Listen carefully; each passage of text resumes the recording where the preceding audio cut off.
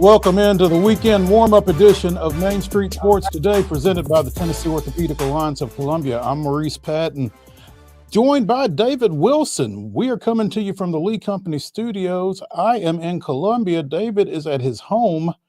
Wade Neely is somewhere between here and Decatur, Tennessee, getting ready for Giles County's Class 3A second round matchup in the state playoffs over at Meigs County. So David was kind enough to join us here today, and we will be with you for the next couple of hours talking local, regional, and national sports.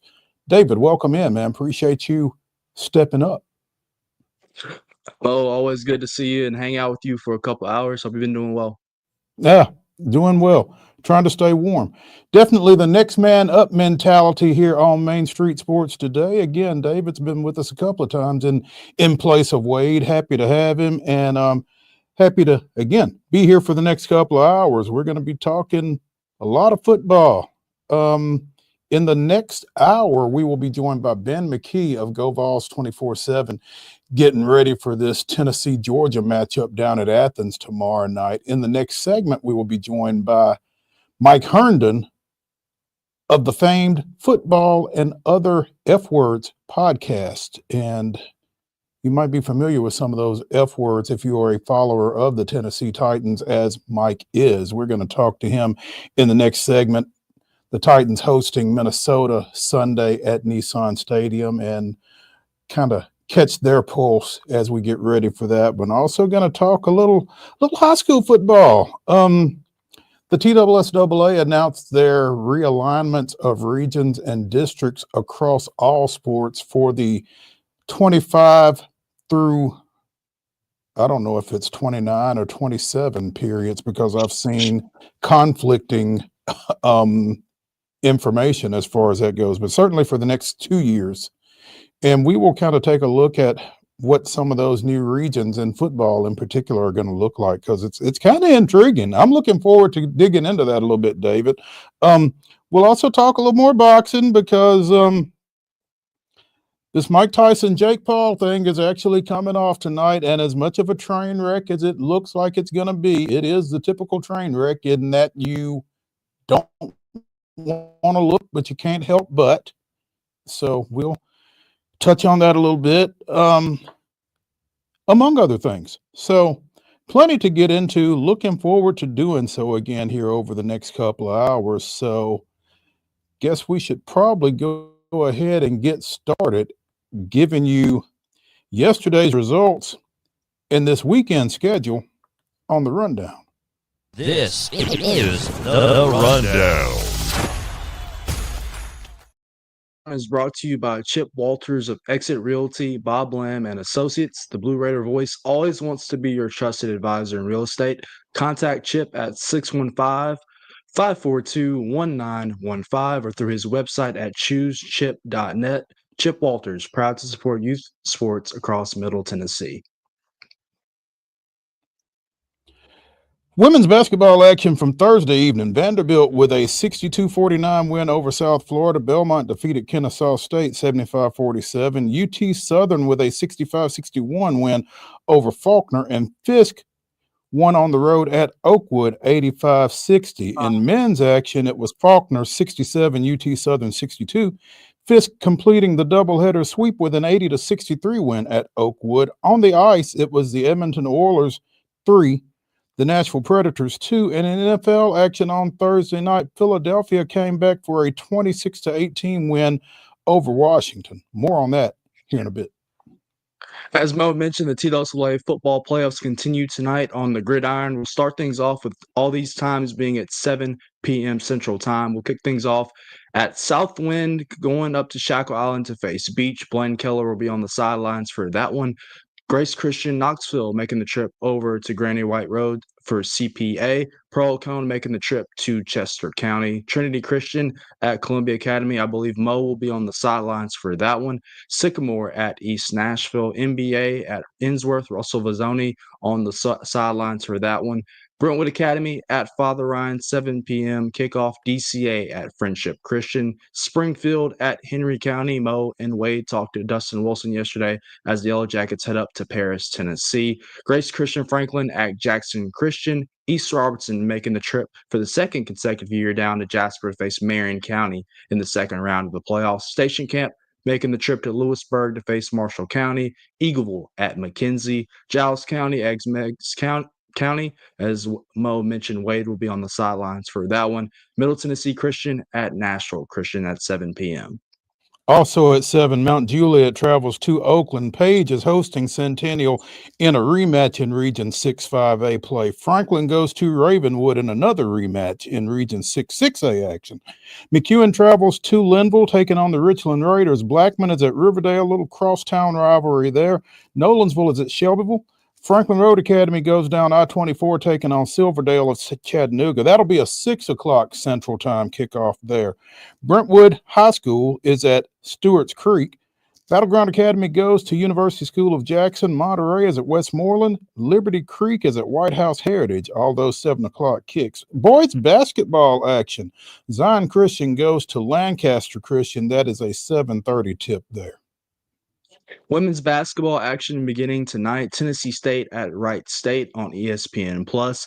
Austin P at Indiana State. That is a 6 p.m. tip also on ESPN Plus. ETSU making the trip over to Allen Arena at Lipscomb, 6 p.m. tip.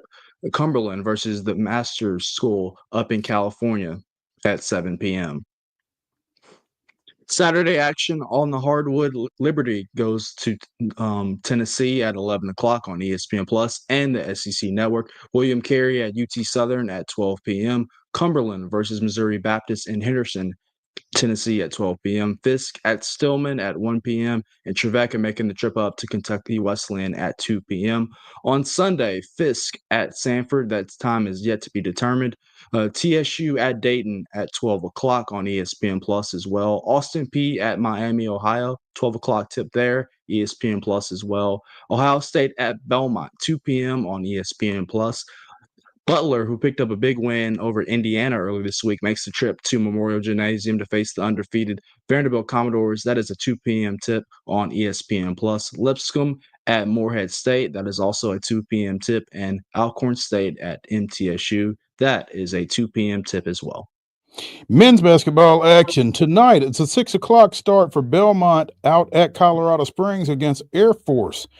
Cumberland on Saturday travels to Midway for a 12 noon matchup. Jackson State comes to Memorial Gym, taking on Vanderbilt at 2 o'clock. You can see it on ESPN Plus. At 3 o'clock on ESPN Plus, Murray State is at the Glass House, taking on Middle Tennessee State. Also at 3 o'clock, Fisk men are at Stillman.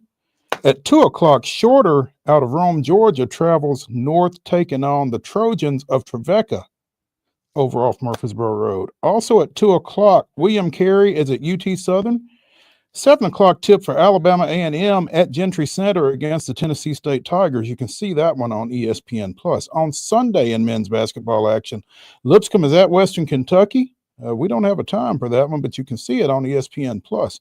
College football this weekend, 12:30.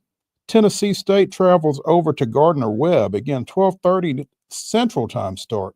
You can see it on ESPN Plus. Also on ESPN Plus at 1, Eastern Kentucky is at Austin P. At 6:30 p.m. on ABC, Tennessee travels to Georgia. Again, we'll be talking to Ben McKee of Go Vols 24/7 more about that game in the second hour of the show.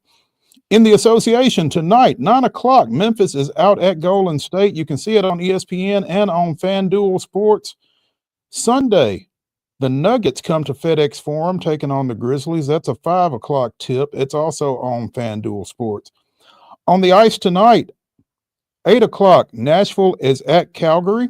It's on FanDuel Sports. Sunday, Nashville is at Vancouver.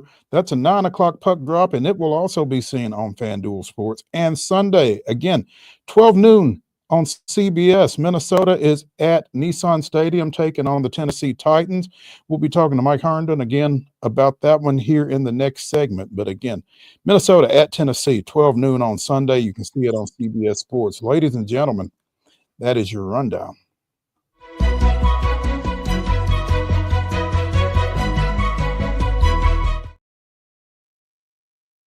Your top story brought to you, as always, by the fine folks over at Piggly Wiggly in Neely's Mill in Columbia. Be sure and check out their delicious daily deli lunch items available from 11 a.m. until 6 p.m. Also, their hand-cut meats, and everything is cost plus 10% at the cash register. Piggly Wiggly, Neely's Mill, Columbia, bringing you our top story, and it comes from the NFL. As I got home from a function yesterday evening or last night, depending on your terminology. Washington was leading Philadelphia 10-6. I guess it was late third, early fourth. All of a sudden, Philadelphia rattles off like 20 straight points, and Washington is kind of powerless to do anything about it. Final, Philadelphia 26, Washington 18 in a big NFC East matchup there. Philadelphia improves to 8-2 with that loss. Washington 2 games back in the loss column at 7-4. So, Philadelphia kind of sputtered some mid-year, seemed to have kind of regathered themselves. And, Jaden Daniels threw at least one pick because former MTSU standout Reed Blankenship caught it. They had some turnovers. They kind of sputtered a little bit late in that one. Yeah, Mo, this for the Eagles, if we're going to go from their perspective really quick, it's kind of the opposite of the way they started last year. Last year, they started off house of fire. You're thinking they're going to go back to the Super Bowl yet again and try to lift the Lombardi trophy, and they just all cratered. When we got to the end of the regular season, they lose to Tampa Bay in the playoffs, and I think it was the wild card. And then this year, they beat Green Bay to start the year in Brazil, but, they didn't look right for the first several weeks. And they've since learned that they need to play through Saquon Barkley, and he showed that last night, particularly in the fourth quarter. So the Eagles, man, they fixed some things defensively in the offseason. That was the unit that you could point to last year. They couldn't stop a nosebleed, and they've shown that they have gotten a little bit better defensively. And obviously when you have Saquon, A.J. Brown, Devontae Smith, and Jalen Hurts on offense, that's one of the top skill position groups in the NFL. If you're going to go from the Commanders' perspective really quick, I think the game obviously changed on that 4th-and-2 call, 4th-and-3 call in the fourth quarter where Dan Quinn decides to keep the offense on the field and deep in Eagles territory instead of kicking the go-ahead field goal. I can understand the philosophy. You're probably going to need touchdowns to beat them on the road at Lincoln Financial Field. But just getting the stop there absolutely flipped the momentum of the game back into the Eagles' side. They immediately go down and score a touchdown, and then that's pretty much all she wrote after Jaden Daniels threw an interception, as you mentioned. Yeah, Washington was kind of cruising a little bit, man, and they, in retrospect, it kind of feels like they took advantage of a soft spot of their schedule, rattling off consecutive wins over Carolina, Chicago, and the Giants, but they've now dropped back-to-back, losing on Sunday Night Football to I'm sorry, it wasn't Sunday night, it was late Sunday afternoon against Pittsburgh, and then last night. So they've dropped their last 2 again to fall to 7-4. Philadelphia has run off 6 straight, and as you said, whatever was ailing them early on, they seem to have gotten straight, and Saquon been a big part of that, like you said, with a couple of fourth quarter touchdowns last night. Within 20 seconds, I guess so, yes. Yeah. I guess the interception was in between those, and yes, correct. Yeah, so just kind of hit Washington with a flurry right there late, and Washington got the touchdown inside the final minute, got the 2-point conversion, but could not recover the onside kick, which I don't know how anybody recovers an onside kick now once you've eliminated the element of surprise from it the way they have. We're kicking onside. So gotta let them know. Yeah, player safety, I guess. But hey, yeah, tough loss for Washington after kind of being in control of that game. Again, big win for Philadelphia.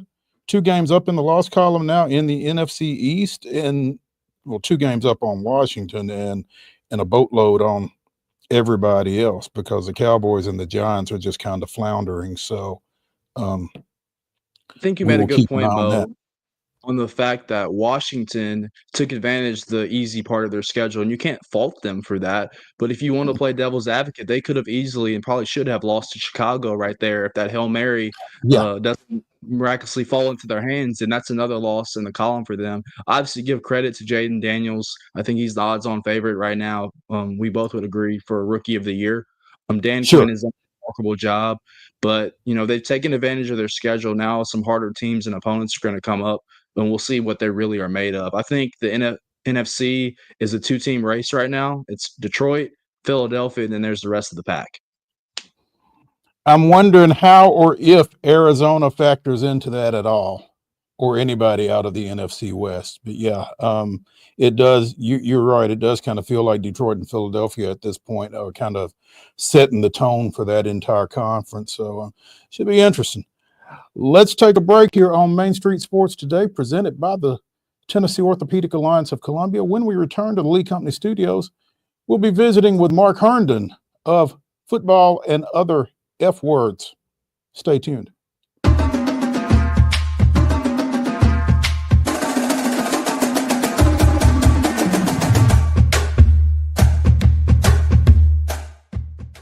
Whether you're an athlete or a weekend warrior, when it comes to your performance, don't settle for anything less than excellence. We're proud to announce that Mid-Tennessee Bone and Joint Clinic is now Tennessee Orthopedic Alliance of Columbia, where we are redefining sports medicine and orthopedics. Tennessee Orthopedic Alliance's team of expert sports medicine physicians understands the unique demands of your body. TOA Columbia specializes in personalized orthopedic care, offering state-of-the-art treatments for everything from sports injuries to joint replacements. Learn more at toacolumbia.com. Step into the Lionel retail store at Opry Mills, Nashville, and you'll be captivated by all the magic of the 123-year history of Lionel trains. Whether you're already a train enthusiast or just getting started, Lionel will energize your love for trains. NASCAR fan? Come check out your local Lionel station to learn all there is to know about model trains and die-cast NASCAR collectibles. Visit nashville.lionel.com or call 615-455-9399. So Busy Bee is a very close-knit family. We fight just like every family does. We have arguments, but we always come out with a solution to the problems. We don't just fight about what we want, we fight about what customers need. We want to make sure that every customer we go to is more than satisfied. And that doesn't just start whenever we show up at their door, that starts when we show up every day at work. We want to make sure that we are serving our customers to the best of our ability.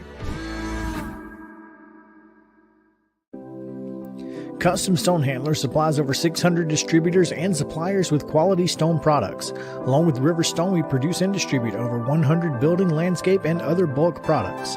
Our goal is to provide quality products, service, and partnerships to ensure our customers' success. We firmly believe that the measure of any person or company is how they treat other people and customers.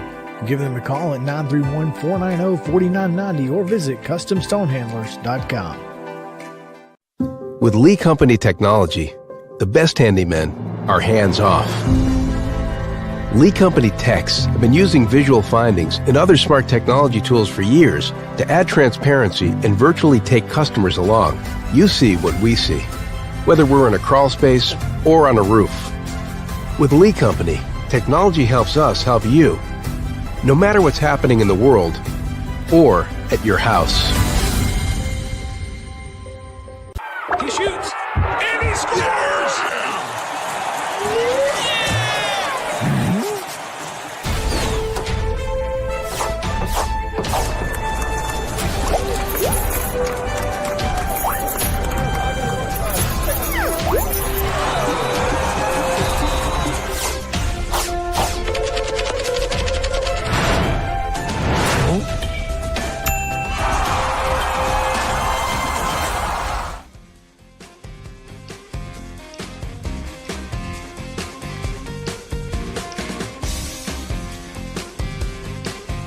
The weekend warm-up continues here on Main Street Sports Today, presented by the Tennessee Orthopedic Alliance of Columbia. I'm Maurice Patton. That's David Wilson.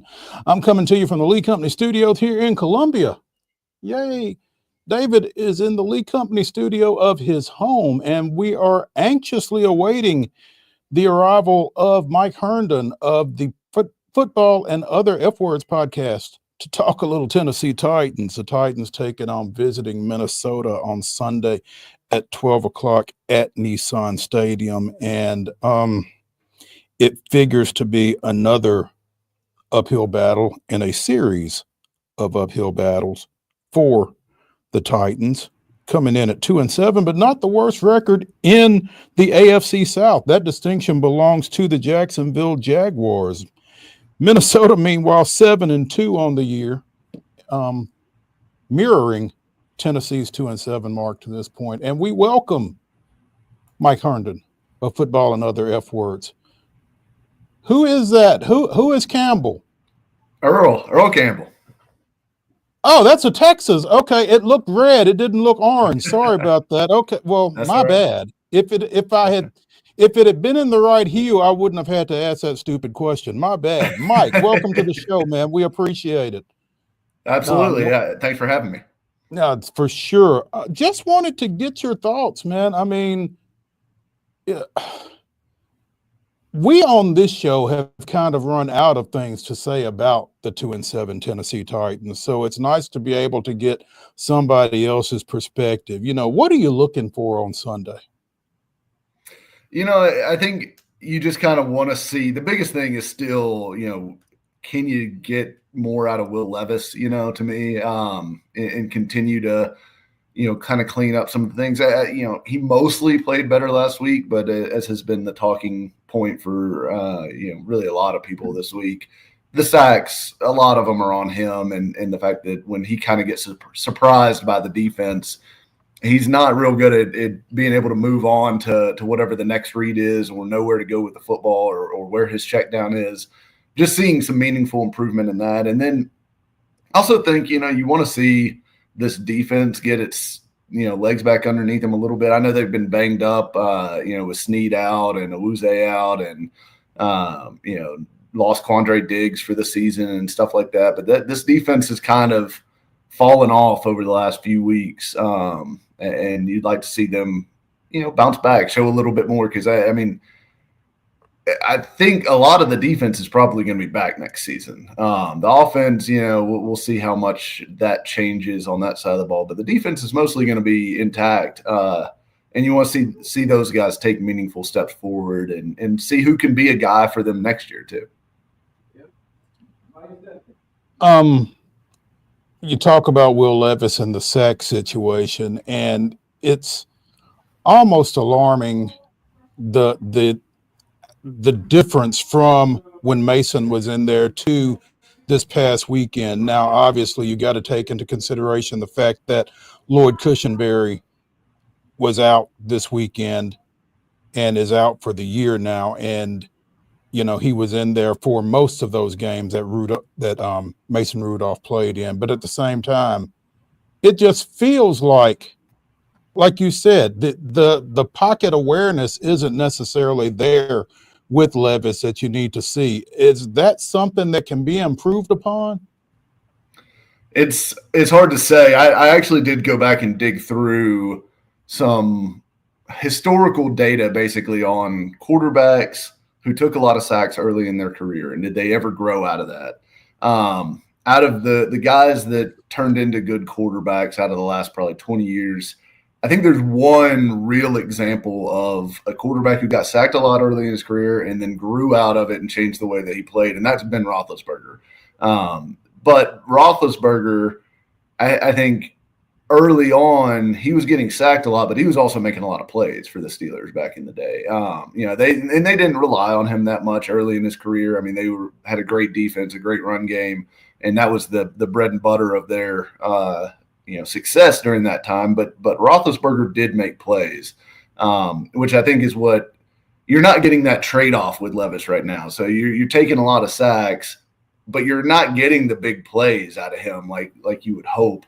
And like Roethlisberger gave the Steelers early in his career. But Roethlisberger totally changed the way he played. I mean, if you remember early in his career, he was kind of famous for just guys hanging off of him and how strong he was in the pocket and still able to make plays and throw the football. But that, you know, there was times he went down too.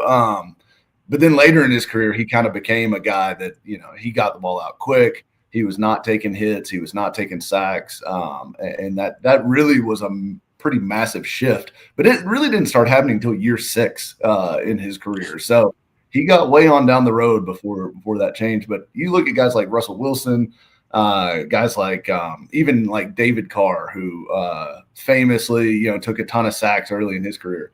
He left the Texans and went to the I think it was the Giants.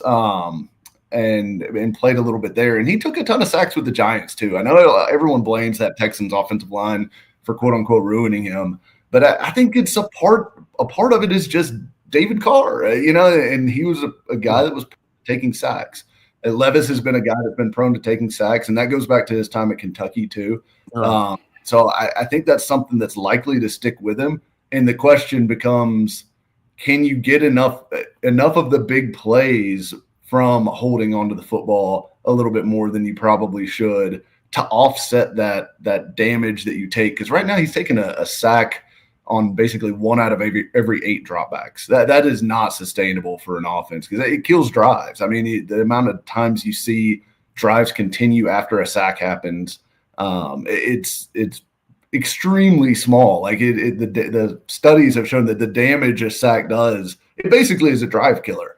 And so you got to quit taking so many of those. And if you're going to take more than average, you've got to offset it with some big plays. Without question. And you said that Roethlisberger didn't really show a turnaround until his 6th year. Quarterbacks aren't getting 6 years. No, they're definitely not. And yeah, that shouldn't be the expectation with Levis that they should be that patient with him because you got to sign a contract, right? And the way quarterback contracts work now, it's, if you're going to pay the guy, you got to pay him whatever the market rate is, for these crazy, $50 million, $60 million a year deals that these guys get now. So, there's a few that fall in between, like the Geno Smith contracts and stuff like that. But you're still, if you're paying a starting quarterback who you think's, maybe your guy, you're paying them $30 million plus. And obviously the Titans should not be doing that or thinking about that with Levis at this moment. But I can't see them being anywhere close to that patient at this point with Levis. And again, he's not doing what Roethlisberger did for the Steelers, early on, which is make those big plays. Mike, we've talked about some bright spots on this Titans team as well. If you want to look at it, that rookie class in particular, Jarvis Brownlee in the secondary, Tavondre Sweat in the interior of the defensive line with Jeffrey Simmons, and obviously J.C. Latham, showing that he can be a cornerstone tackle for this team. Just kind of talk about those 3 guys and what they've shown you so far through really half a regular season. Yeah, I think all 3 of those guys are guys that I'm excited about right now. You've got Latham, who has been a really pleasant surprise in the sense that I thought he was going to be good, but I didn't think he'd be this good at pass protection this early and showing some of the kind of advanced hand techniques that he has early on. I mean, this is a guy that you can see getting better week in and week out, and you can see him picking up stuff from Bill Callahan, who, I think – he seems to be taking coaching well, and Bill Callahan is obviously a good one to get the best out of talented guys like J.C. Latham. So Latham to me is on the fast track. I mean, he's already probably their best offensive lineman, and he's only going to go up from here. I mean that guy is extremely talented, and I think they're set at left tackle for the next 10 years, basically. Tavondre Sweat has cooled off a little bit over the last 2 or 3 weeks. But I think, I shared this on Twitter earlier today. He's taken up a lot more attention than what Tier Tart did or what some of these other nose tackles that the Titans have played next to Jeffrey Simmons have. And you're seeing that in the Simmons single team rate. So his double team rate is going down. His single block rate is going up. So he's being left alone one-on-one more often. And you're seeing him make a little bit more impacted as a pass rusher, especially. But he's been good in the run game all year. But I think Sweat's impact and the fact that he is tough to block on the inside, even if he's not making a ton of plays, which I never expected him to make a ton of big splash plays. That's not really his game. He is a immovable force in the middle of that defense, and he's going to take up multiple blocks because if you single block him, he is going to destroy that run play or get into the pocket and push your guards around. So I think he's played well. And again, he looks like a guy whose arrow is pointing up to me still, even after a few colder games from him over the last few. And then Brownlee, kind of the same thing. He's cooled off a little bit after that hot start, but you see the feisty mentality. You see the physical nature that he plays with. I love that in a corner. I think he's got the skill set to play at a high level. You see him making plays on the ball. He's aggressive. Love everything about that guy right now. And look, some of the mistakes and stuff like that will get cleaned up as he gets more reps under his belt and gets used to playing in NFL defense. But I think, again, I think he's a starter. I think you've got 3 long-term starters out of that group, which is a great class, frankly. I mean, if you get 3 long-term starters out of any draft class, you're doing really well. You guys mentioned Will Levis, and we'll revert back to him really quickly. He has a challenge this week facing Brian Flores, defense that masters in disguise, a defense that I think leads the league in takeaways, if you can correct me on that if I'm wrong. But just kind of talk about that challenge for him, and is this weekend's result strictly on Will Levis's play versus that defense?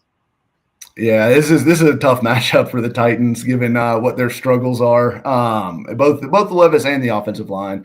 And I think it's a tough one to be totally honest. Flores' defense is extremely unique. He throws a lot of blitzes at you that other guys don't use. He's very creative. And this defense is really not like any other defense. This is a kind of one-of-one defense that you're going to have to face. And without having a quarterback who is good at being able to handle pressure, I mean, Flores confuses and baffles experienced veteran quarterbacks, right? Like it's not going to take him much for him to beat Levis, I think, in this game. And I think the stat you mentioned about the turnovers, they are creating 1 out of every 5 drives against the Vikings defense ends in a turnover, which is a crazy rate. To put that in perspective, 1 out of every, I think it's 20 drives for the Titans defense ends in a turnover. So they're like 4 times more likely to create a turnover on any given drive than what the Titans are. It's going to be a tough game, I think, for the Titans on that side of the ball. Now, on the flip side, I think the Titans defense, may be okay against Sam Darnold, and the Vikings offense has really taken a step back ever since they lost their left tackle, Christian Darrisaw, who's a very good player, a few weeks back. So I think that side, you might be able to keep yourself in the game if your defense can play pretty well against Justin Jefferson and those guys. But it's a tough matchup for the Titans. I'm not feeling great about this one for the home team. Yeah, last thing for me, and I'll kick it back to Mo. It seems like after every Sunday, Titans fans are quick to go into mock draft Monday mode and eye where they are in the standings. I guess the first part of the question is this: is there anything that Will Levis can show you over this last half a season that makes him the starting quarterback going into next year? And then secondly, if he is not the guy, do you have to go quarterback in the top 5 if you're picking that high, or is tackle, which has obviously been a problem, specifically on the right side for this team, a bigger issue moving forward? I would say for the Levis part of this, I think for Levis for me to feel like he was the guy, I mean, it would have to be a very special end of the season here from Will Levis. I mean, he would have to go on a run that made you go, wow, like nothing we've never seen before from him, basically. So like the Falcons game, but over and over and over again here. But even still, I think part of the trouble with Levis that I keep coming back to is it's the injury part of it, because he is a guy he was hurt his last year at Kentucky. He was hurt last year. He's been hurt this year.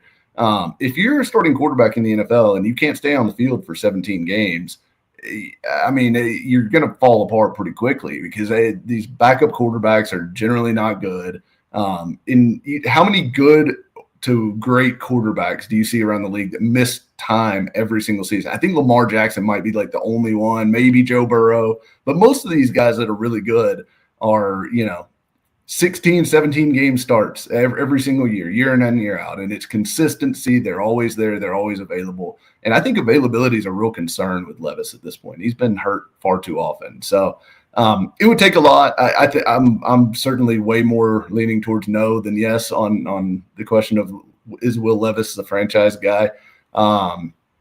But yeah, we'll see, kind of what this last stretch looks like. But I kind of think they've got to go into the offseason with an open mind. And then as far as the draft class, I don't know that they want to force themselves into taking a quarterback. It all depends on how much they love these guys. I personally don't love this draft class. Like, I think Shedeur Sanders is probably, maybe the best passer out of the group.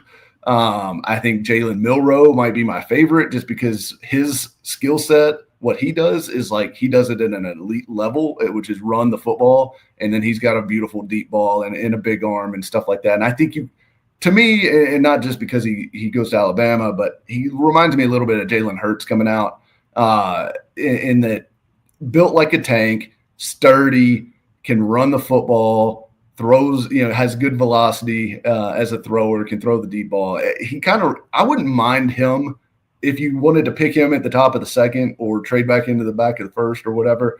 I wouldn't mind him, but the other guys scare me a little bit. I think Cam Ward is a little bit reckless for my taste from a quarterback standpoint, although, obviously immensely talented too. But those are the three best guys. I don't know that I'm totally in love with the draft class, but you could certainly go and take a tackle and then get a bridge quarterback and say, hey, we're going to wait until 2026 and, see if Nico or Arch or whoever else may emerge between now and then.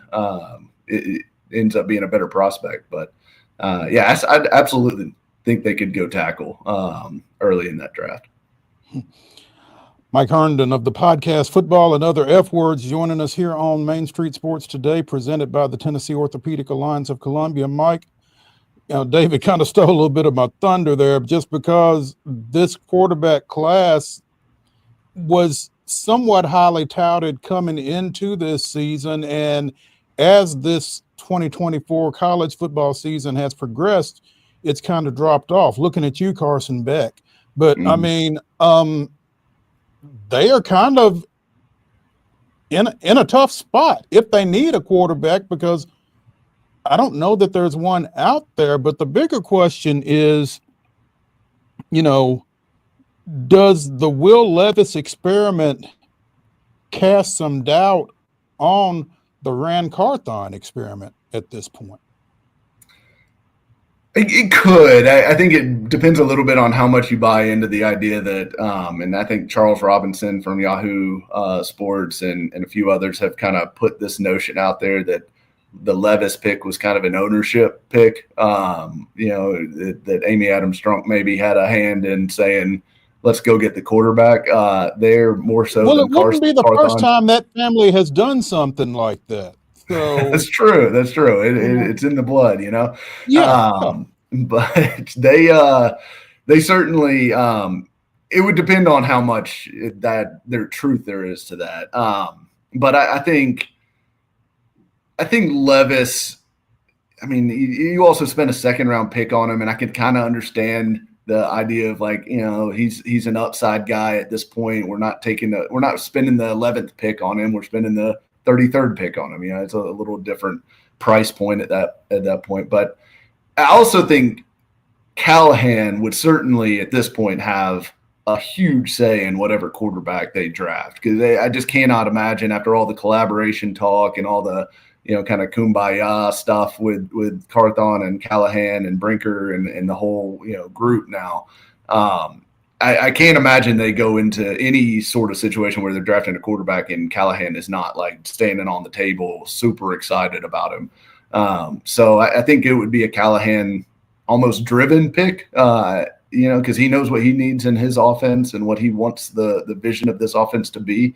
And so finding the right guy there. But yeah, I think you're right. This quarterback class is disappointing because coming into the season, it was all Beck and Ewers at the top, and those guys have both kind of fallen off. I mean, Ewers has played well the last couple games, but his injury stuff, again, to me, like with Levis, the injury stuff, you can't live with a guy that just misses time every single year, and Ewers has been that at the college level for sure. So he would scare the crap out of me from a draft standpoint, but just because of the injury stuff. Yeah, very interesting. But I'm sure we'll be watching Sunday at noon when Minnesota comes to town. Mike Herndon, Football and Other F Words, appreciate you spending some time with us, man, and look forward to catching up with you again soon. Of course. Thanks, guys. Appreciate y'all. Hey, when we continue here on the weekend warm-up edition of Main Street Sports today, we'll be talking a little high school football, kind of maybe a little Nostradamus, kind of getting out the crystal ball, because we're going to take a look into the future and see what some regions are going to look like next fall. Stay tuned when we return to the Lee Company studios after this.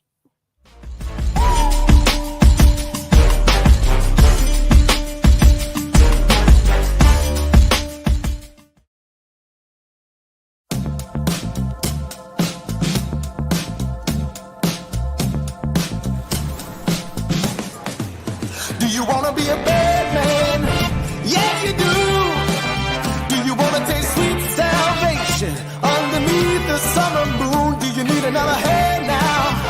Yes, you do. Go see Miss Josie down on Columbus Avenue. All right, Columbus Avenue.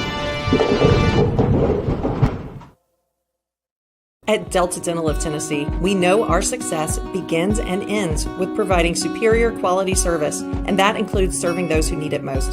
This year, we're celebrating 25 years of giving back to the community we call home. Delta Dental, along with our Smile 180 Foundation, supports Tennessee's dental colleges and oral health education, children's hospitals, free and reduced cost dental clinics, and other like-minded charities. Here's to the next 25 plus years of ensuring healthy smiles. So Busy Bee is a very close-knit family. We fight just like every family does. We have arguments, but we always come out with a solution to the problems. We don't just fight about what we want, we fight about what customers need. We want to make sure that every customer we go to is more than satisfied. And that doesn't just start whenever we show up at their door, that starts when we show up every day at work. We want to make sure that we are serving our customers to the best of our ability.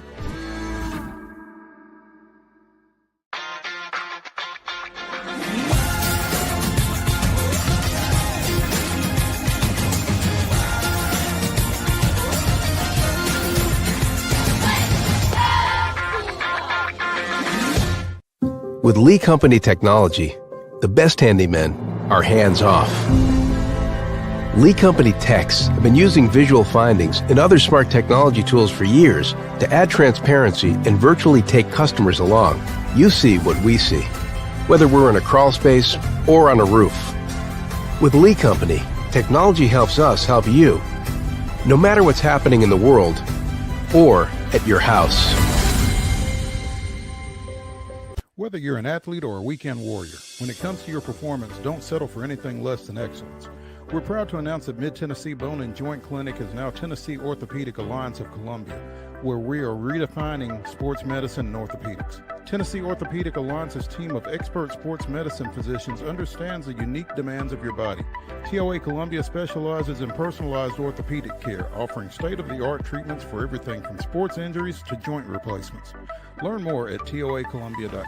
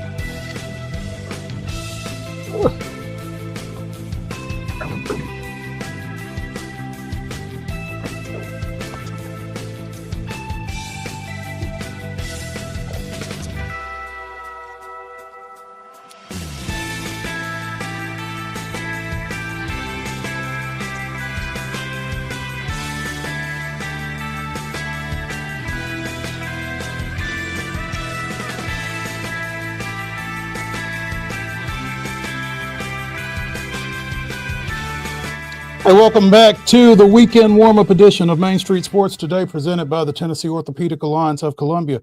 That's David Wilson. I'm Maurice Patton. We're going to talk a little high school football, particularly 2025 high school football.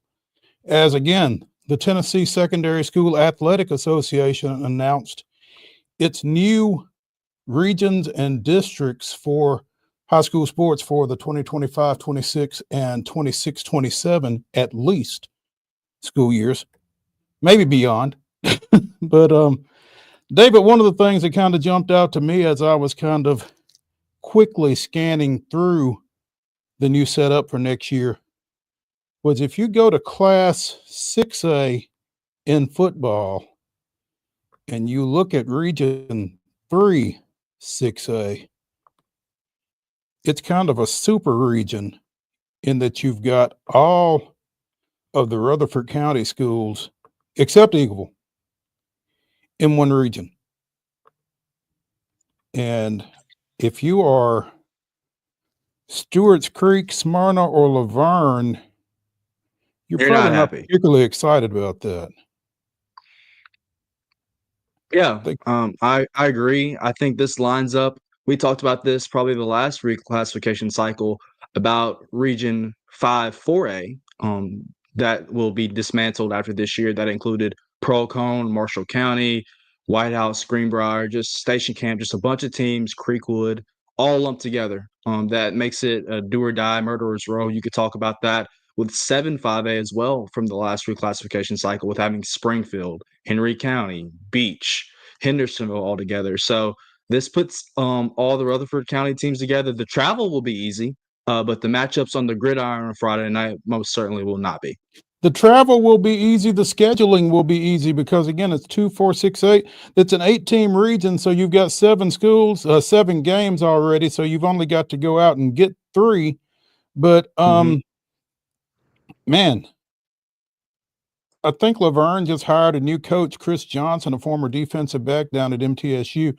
He's got to be looking at this and kind of wondering, what have I gotten myself into? So, I mean, Blackman, Laverne, Oakland, Riverdale, Rockvale, Siegel, Smyrna, and Stewart's Creek will be teeing it up against each other with playoff berths on the line every Friday night. So and then, it'll be fun to watch. It would be. And the opposite side, if you think about who they're going to line up with in the playoffs, you got Gallatin, Green Hill, you have Cookeville. So there's some good teams. Wilson Central, obviously Mount Juliet, it's a really good program, all paired together. So if you even just think about if you make the playoffs, making it out of the quarterfinals will be hard, in particular trying to get to a semifinal game and eventually maybe a Class 6A championship game as well.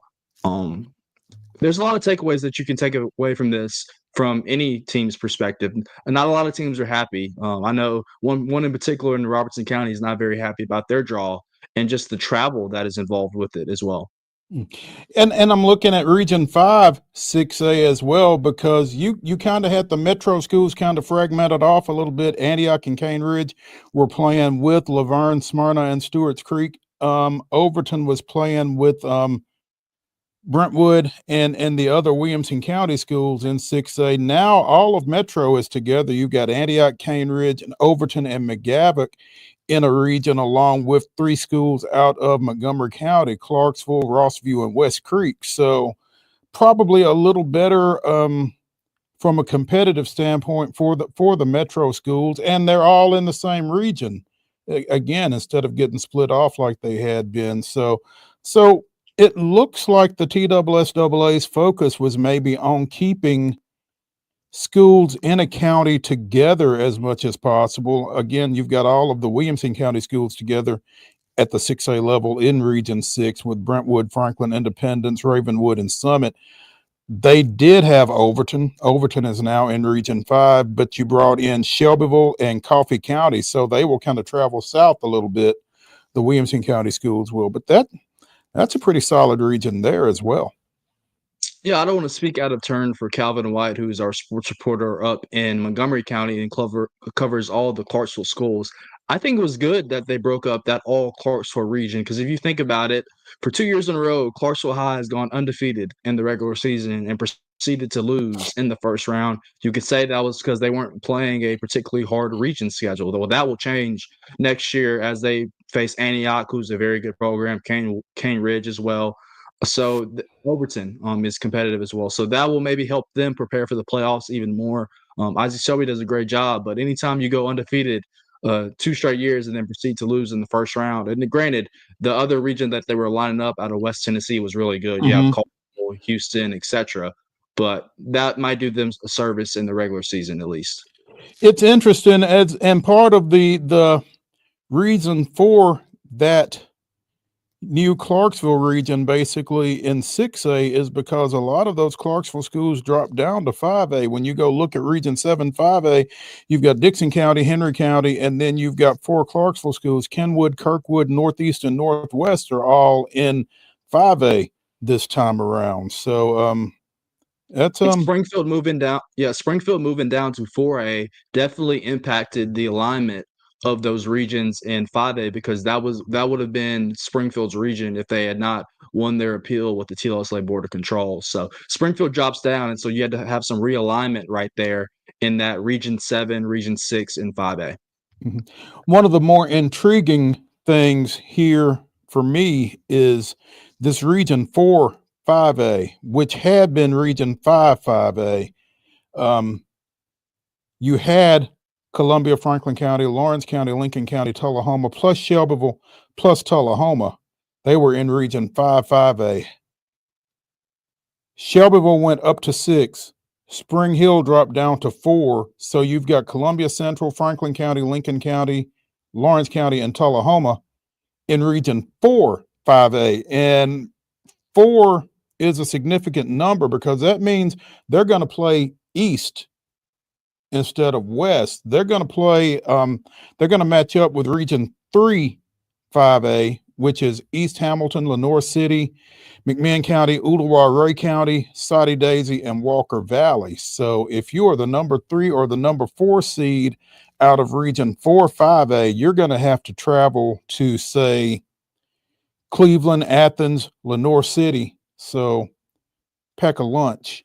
But again, traditionally, Columbia Central has been part of a region that has played west and into Williamson County, or again on the west side of the bracket for the postseason. So that's going to be a little different as well, I would think, because as you advance, you're going to see Knoxville and Upper East Tennessee teams in your postseason path as you try to get to the Blue Cross Bowl, instead of going west, as has traditionally been the case for Central and a lot of those teams that they have played with.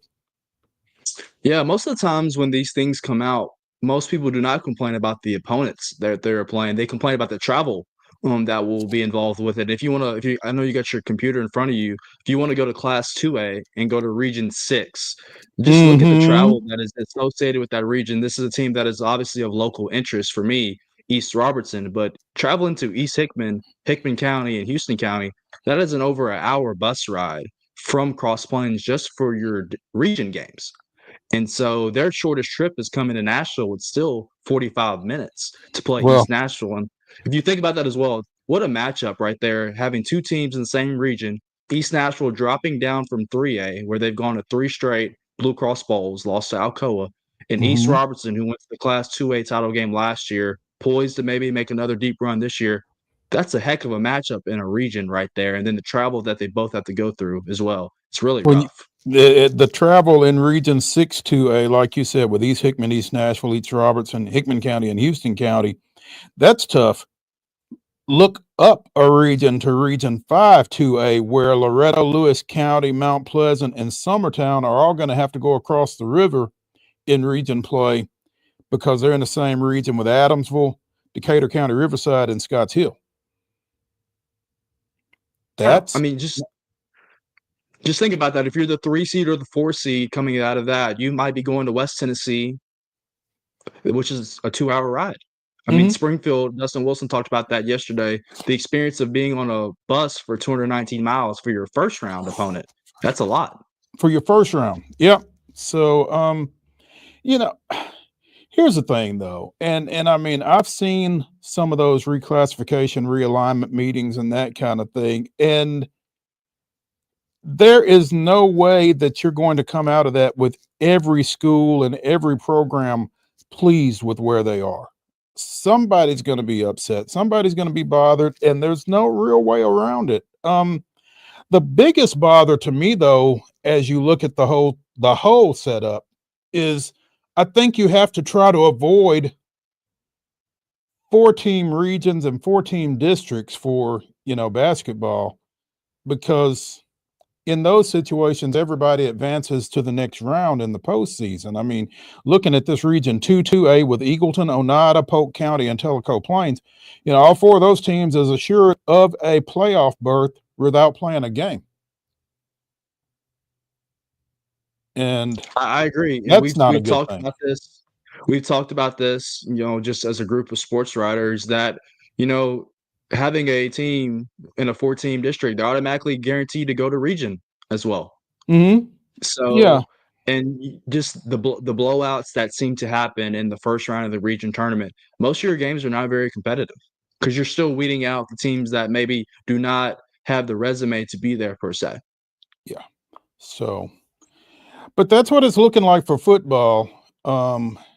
Didn't really get I can into make one more note in football before we move on, Mo. I'm just saying, as a fan, as a writer, if you have Springfield and Pearl Cone in the same region, you better bring your popcorn for that one. Obviously, Springfield dropping down from Class 5A to 4A. I know this is of local interest to me, but anytime the Firebirds and the Yellow Jackets, I know, as Dustin Wilson mentioned, they scrimmage each other in the spring, but that will be a heck of a region game next fall as well between those 2 programs. And then for Liberty Creek, White House, and Greenbrier to be in there as well. Dustin Wilson mentioned the scheduling part. He loses a game, but that is a strong and going to be a competitive region as well. You gotta hope that Pearl Cone Springfield game is week 11. You got to, because I mean, with all respect to Greenbrier, Liberty Creek, and White House, you kind of feel like that is your region championship matchup right there. So. We'll see how it's a it fight plays for out. 3rd and 4th, though. You don't want to discount those programs. Those Greenbrier, Liberty Creek, and White House, they're about even. So it is a fight to make the playoffs in that one as well. Obviously, one team will miss. So. Yeah.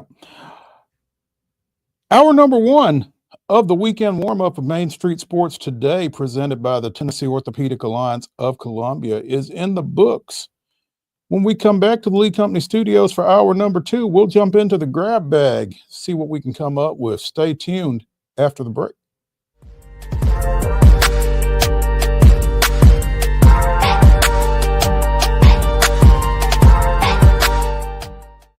Nashville's Nutcracker returns to TPAC this December, presented by Nashville Ballet. This holiday season, audiences will journey with Clara and the Nutcracker Prince through Nashville's history and the land of sweets.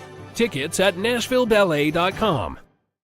Hi, I'm Dr. Vilay Saisuka, CEO and founder of Premier Foot and Ankle Centers of Tennessee, here in Murfreesboro. We offer foot and ankle care from ingrown toenails to diabetic foot wounds. We also fix ankle fractures and things like that. Call us today to schedule an appointment. We look forward to seeing you.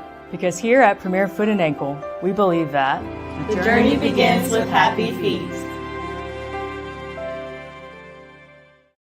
Whether you're an athlete or a weekend warrior, when it comes to your performance, don't settle for anything less than excellence. We're proud to announce that Mid-Tennessee Bone and Joint Clinic is now Tennessee Orthopedic Alliance of Columbia, where we are redefining sports medicine and orthopedics. Tennessee Orthopedic Alliance's team of expert sports medicine physicians understands the unique demands of your body. TOA Columbia specializes in personalized orthopedic care, offering state-of-the-art treatments for everything from sports injuries to joint replacements. Learn more at toacolumbia.com. Jones & Lang Sporting Goods here in Columbia has been outfitting teams, officials, and anybody else from T-ball to college for 50 plus years. Be sure and check them out at 931-388-8060 or online at jonesandlang.com. Jones & Lang Sporting Goods, the look of a winner. Zion Christian Academy, zioneagles.org or 931-388-5731. You can schedule your appointment. Go tour their campus. It is beautiful over there, and you're definitely going to want to see it. Again, it's zioneagles.org. Give them a call, 931-388-5731, and schedule your tour today. With Lee Company technology, the best handymen are hands-off. Lee Company techs have been using visual findings and other smart technology tools for years to add transparency and virtually take customers along. You see what we see, whether we're in a crawl space or on a roof. With Lee Company, technology helps us help you. no matter what's happening in the world or at your house. Custom Stone Handler supplies over 600 distributors and suppliers with quality stone products. Along with River Stone, we produce and distribute over 100 building, landscape, and other bulk products. Our goal is to provide quality products, service, and partnerships to ensure our customers' success. We firmly believe that the measure of any person or company is how they treat other people and customers. Give them a call at 931-490-4990 or visit CustomStonehandlers.com. Piggly Wiggly, located in Neely's Mill Shopping Center, is Columbia's locally owned and operated Cost Plus 10 grocery store dedicated to serving the community with low prices and smiling faces. Piggly Wiggly offers fresh, hand-cut meats daily as well as daily hot plate lunches from their deli counter. You're certain to see smiling faces and a helping hand when you're here at Piggly Wiggly. Come by and check out our fresh produce, high-quality meats, and more. Down home, down the street, we'll see you at the Pig.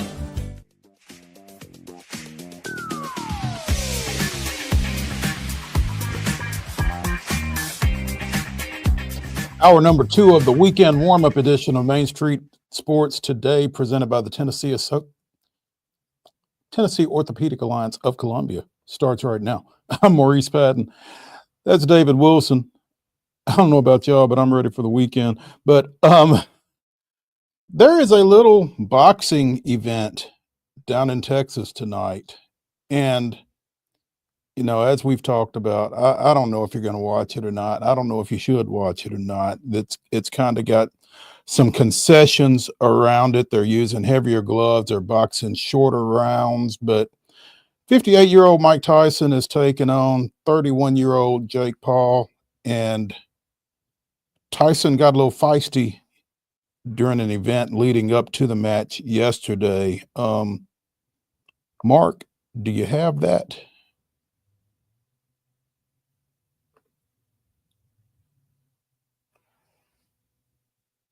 Run this.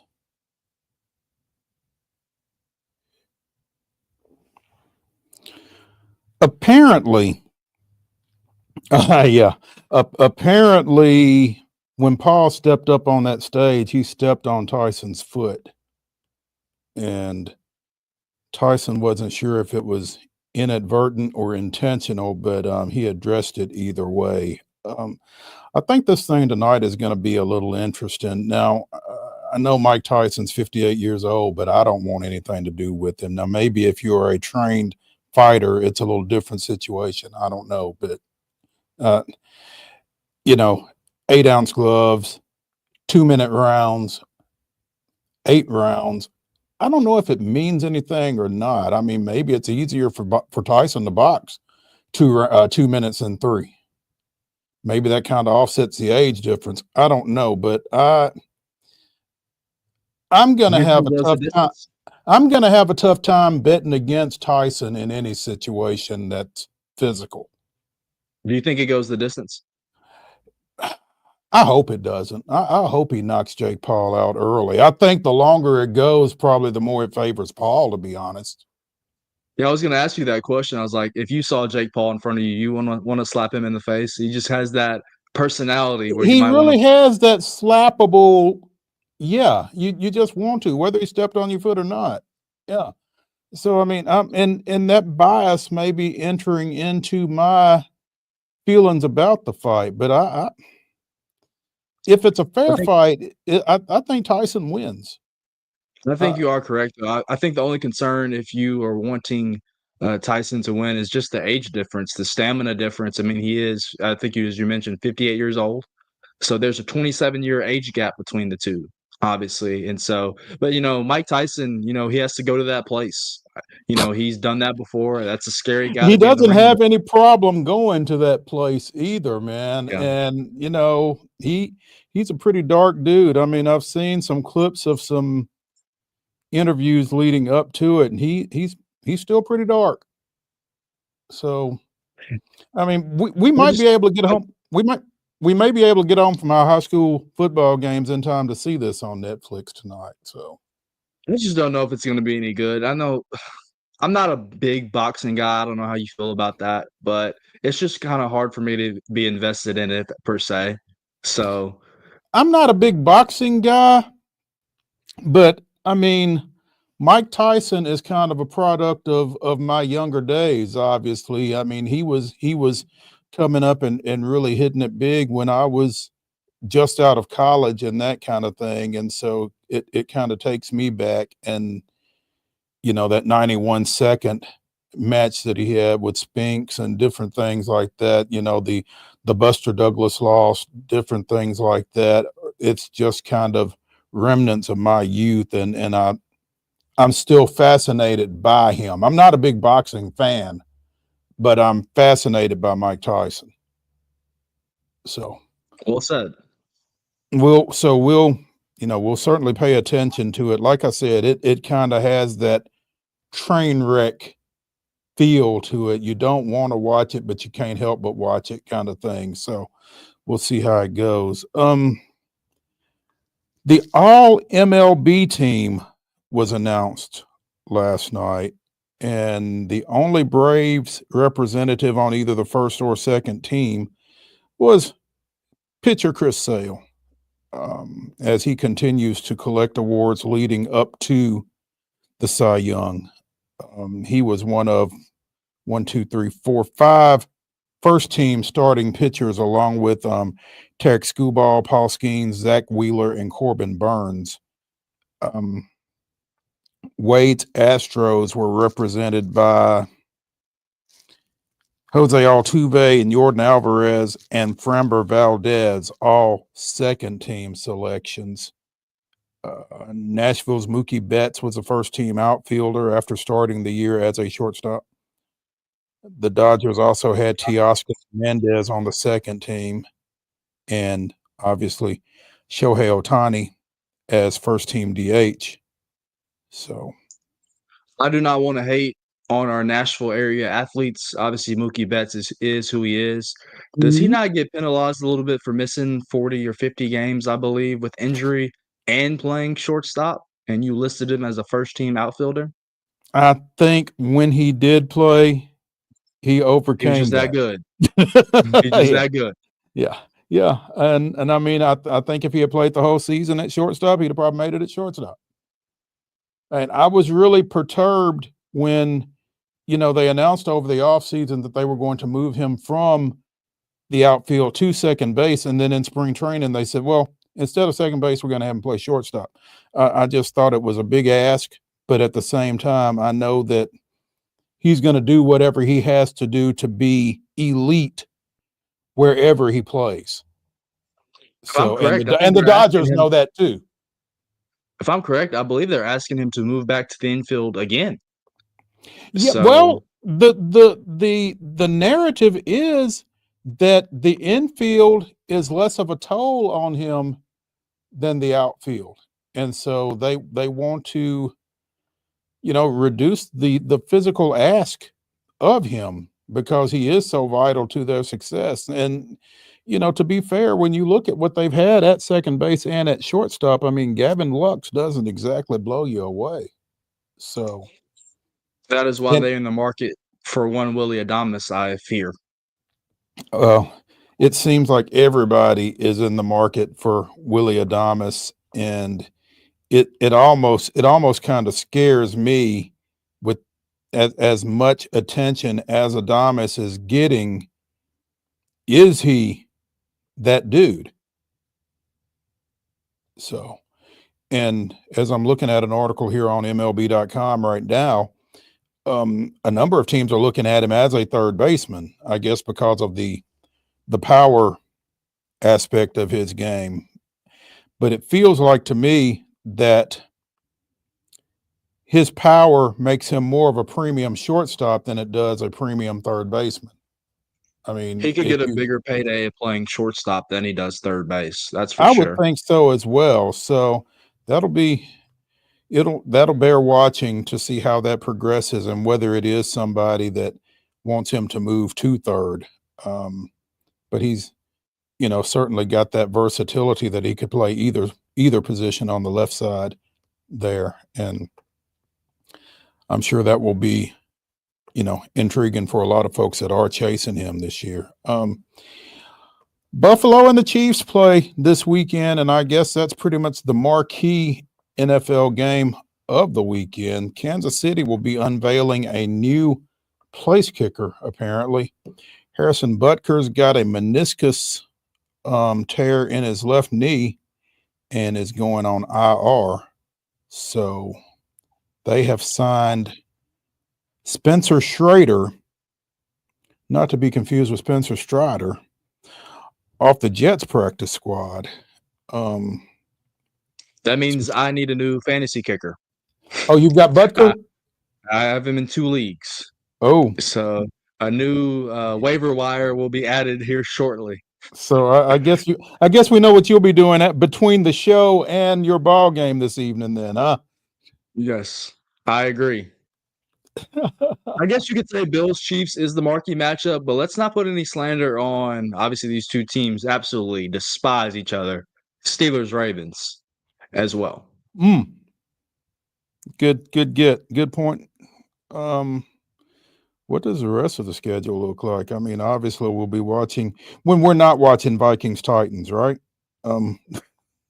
Packers Bears, as for us Packers fans over here, trying to extend the streak of fatherhood over the Chicago Bears. Those two do hate each other. Yeah, Ravens Steelers is a noon kickoff as well. I don't guess we'll be getting it because we'll get Vikings Titans, but that's unfortunate. But Chiefs Bills is in that 325 window, and then you've got Cincinnati and the Chargers late Sunday night. And then on Monday you have the Battle of Texas, Houston at Dallas, which I guess could be interesting. How? Houston's been on the slide. I mean, Houston's been on the slide, but Dallas never got up. So yeah, I mean, that's true. I don't know. It's always entertaining watching Jerry. It's always entertaining. So, and there are a few teams that it's more fun to watch lose than the Cowboys either. So yeah, that'll certainly bear watching there. News out of college football with everything else that's going on. You know, we had a couple of weeks into the season the UNLV quarterback that left the program because of an NIL dispute. You know, somebody didn't run him his money. Well, Thomas Castellanos, former starter at Boston College, has left the team after being supplanted as QB1 in the Eagles' win over Syracuse last week. Apparently, Grayson James came off the bench, took over the position, played well, and will start for Boston College against SMU this week. And Castellanos is taken off after starting 20 games over the past couple of years. Boston College is 5-4, 2-3 in Atlantic Coast Conference play, trying to get to bowl eligibility, and they'll be trying to do that with Grayson James, while Castellanos takes off and has 1 year of eligibility remaining wherever he gets to. So, I mean, again, gotta love the transfer portal. I don't have any problem with kids doing what they feel like they need to do, man, because they know their situation a lot better than we do. But, you know, if I ain't starting, I'm departing is an interesting approach sometimes. This guy coming out of the Georgia high school ranks, he had offers from Florida State and Kansas, but wasn't recruited very heavily as a quarterback. But this time around, coming out of the portal, he may be a little bit more marketable again with 20 starts at Boston College over the past 2 years. So that'll kind of be something to keep an eye on, I imagine. You know, we mentioned the Preds in the rundown. They go to Calgary tonight. They have not won either of their previous 2 road games since they defeated Utah at Bridgestone over the weekend. So they're 0-2 on this 5-game trip so far. I'm trying to break that up at Calgary tonight and at Vancouver on Sunday. they got to get things going at some point, don't they? You'd like to think, man. I mean, we've had Ann Kimmel of Penalty Box Radio on a few times trying to figure out what's wrong. Just again, all of the acquisitions that they made over the off season, you felt like they were going to, put themselves in position to make a postseason run. They're 5-9-3 right now, and again, they've lost their first 2 games of this road swing, which means that they've lost 5 of their last 6 now. And it feels like the new guys should have had enough time to really kind of meld into Andrew Brunette's system and get used to their new teammates and that kind of thing. And it just feels like they should be in a little bit better place than they are right now. Again, they've got the Flames tonight.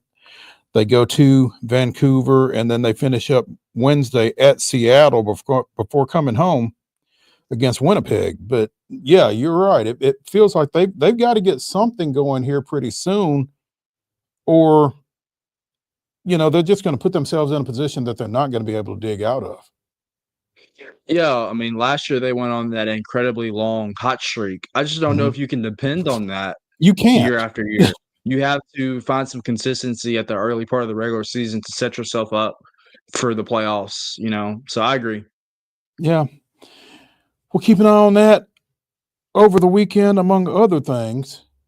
Let's take a break here from the weekend warm-up edition of Main Street Sports Today, presented by the Tennessee Orthopedic Alliance of Columbia. When we come back to the Lee Company studios, we'll be talking to Ben McKee of Go Vols 24/7 about UT Georgia tomorrow night. Stay tuned.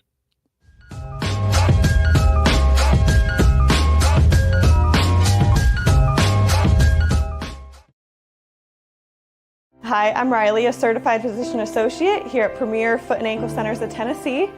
We have a couple locations, Murfreesboro, McMinnville, as well as Franklin. We treat people of all ages. We're excited to get you back on your feet and hope we can help you today.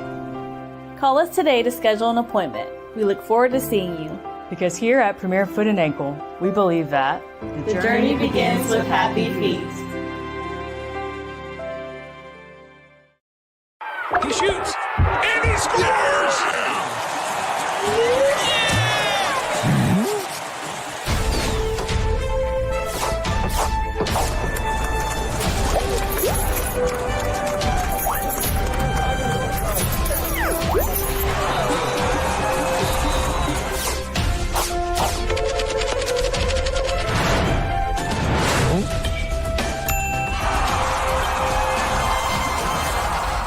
Whether you're an athlete or a weekend warrior, when it comes to your performance, don't settle for anything less than excellence.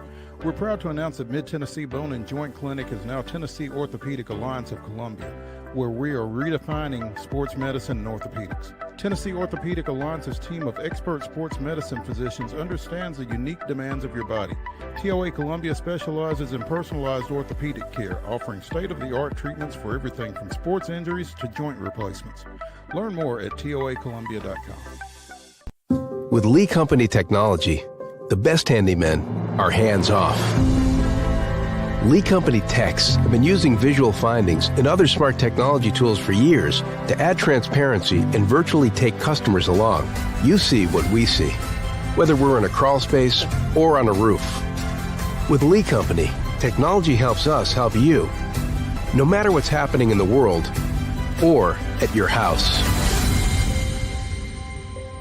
Jones & Lang Sporting Goods here in Columbia has been outfitting teams, officials, and anybody else from T-ball to college for 50 plus years. Be sure and check them out at 931-388-8060 or online at jonesandlang.com. Jones & Lang Sporting Goods, the look of a winner. Zion Christian Academy, zioneagles.org or 931-388-5731. You can schedule your appointment. Go tour their campus. It is beautiful over there, and you're definitely going to want to see it. Again, it's zioneagles.org. Give them a call, 931-388-5731, and schedule your tour today. Piggly Wiggly, located in Neely's Mill Shopping Center, is Columbia's locally owned and operated Cost Plus 10 grocery store dedicated to serving the community with low prices and smiling faces. Piggly Wiggly offers fresh, hand-cut meats daily, as well as daily hot plate lunches from their deli counter. You're certain to see smiling faces and a helping hand when you're here at Piggly Wiggly. Come by and check out our fresh produce, high-quality meats, and more. Down home, down the street, we'll see you at the Pig.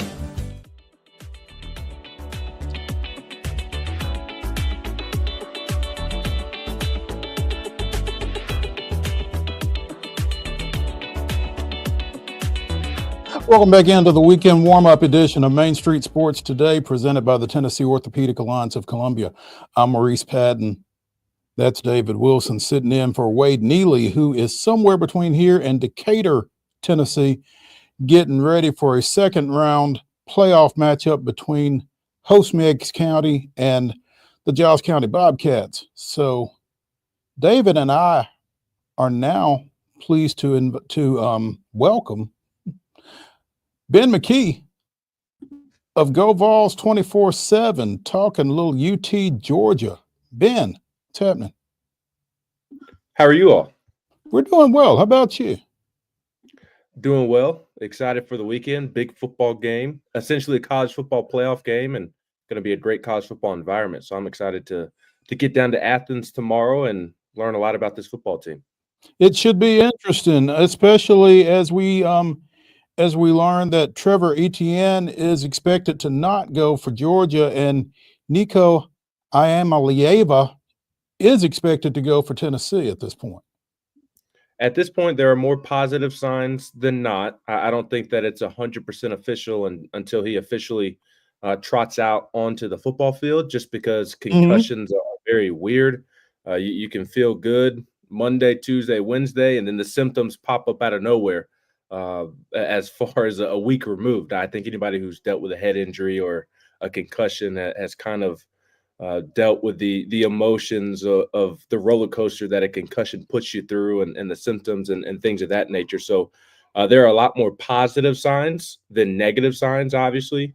The fact that he has been practicing, he is, I wouldn't say he's been 100% participant in practice this week, but he has participated the majority of the time. And the most important note is that he did go through some team stuff in the middle of the week, which was significant in my opinion.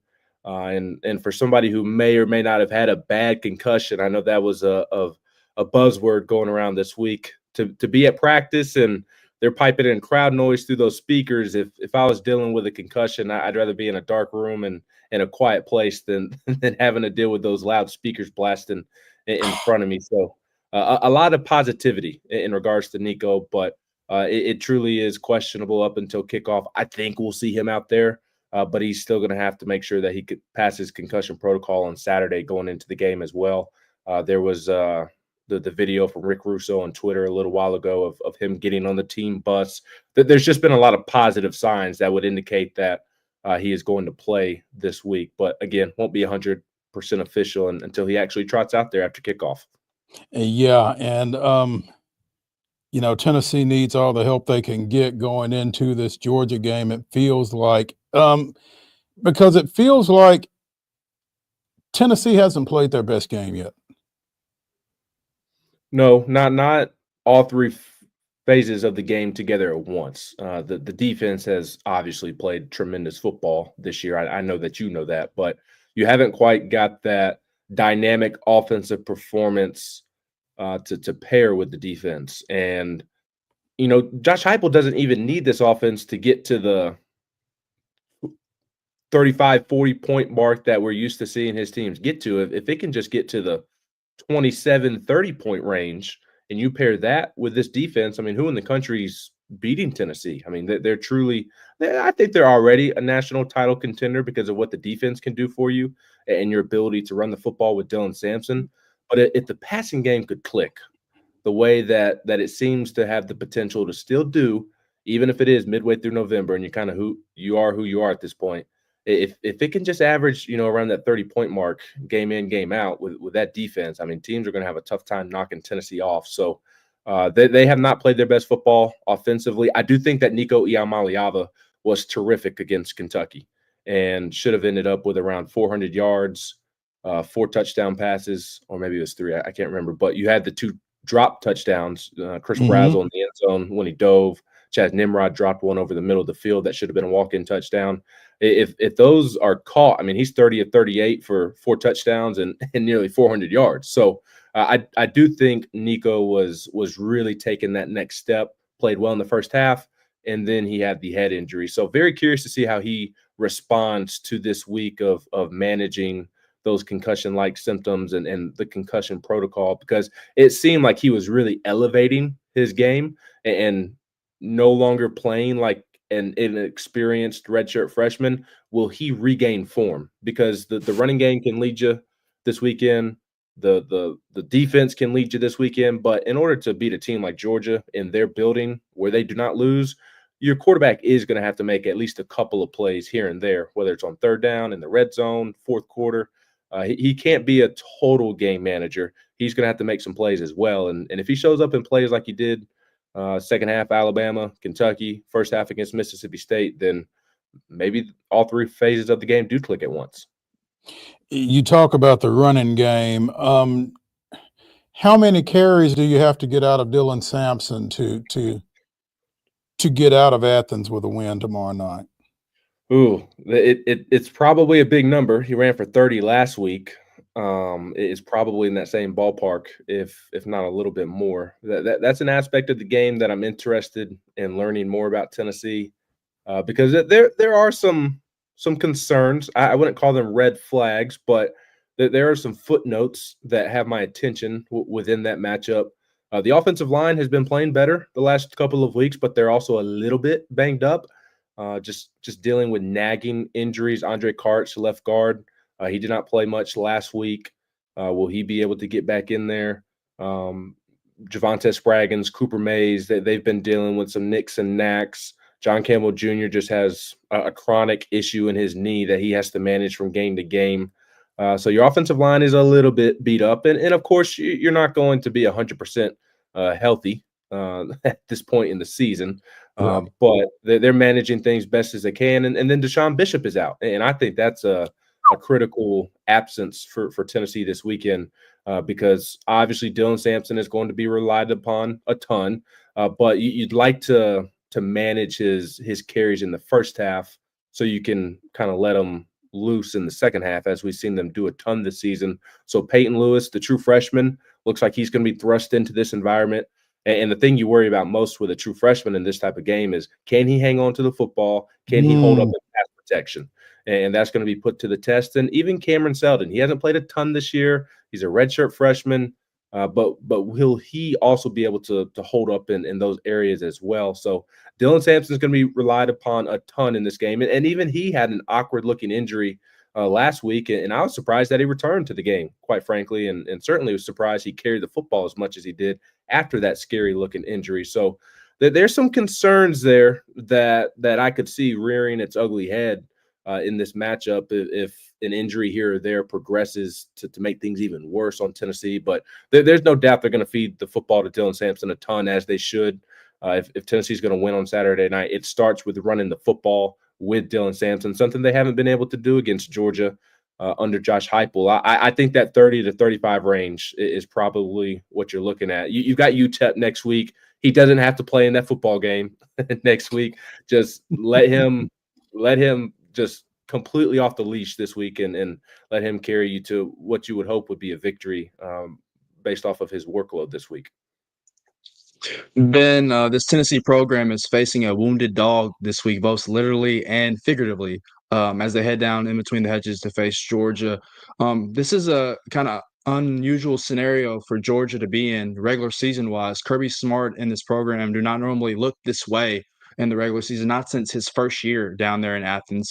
They got their tail handed to them last week against Ole Miss, and they didn't look very good against Florida as well before DJ Lagway got hurt. Ultimately, what is the difference for this Tennessee program in your eyes if they can go in there and get a win in this one? Obviously, they have not had a lot of success against Georgia since that 2016 victory in Athens.